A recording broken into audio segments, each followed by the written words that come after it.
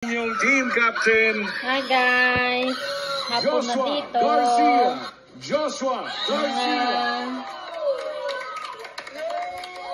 5:20 PM na. So, tapos ako na mag-gym. Nag-shower na ako. Malamig. Ito yung natin.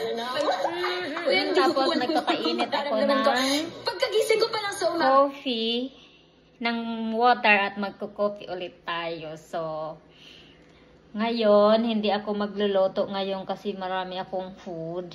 Kasi, yung libreng pagkain sa asawa ko yung veteran day. So, marami siyang marami siyang food ngayon. Binigay niya sa akin lahat kasi hindi man yan masyadong kumakain. So, habang nanonood tayo ng Big Brother, magkape-kape muna tayo. Hindi rin ako nag-count ng calories ko ngayon kasi uminom ako ngayon ng caramel coffee Starbucks. So, masyadong mataas ang calories niyan. So, okay lang kasi bukas na naman ulit tayo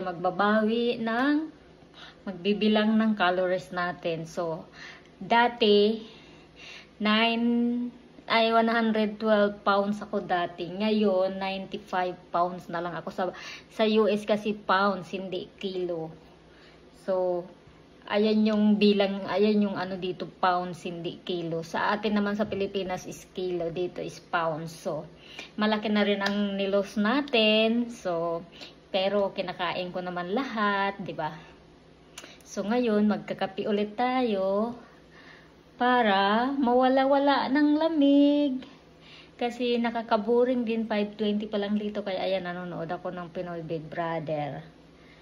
So, tapos na tayong magligo.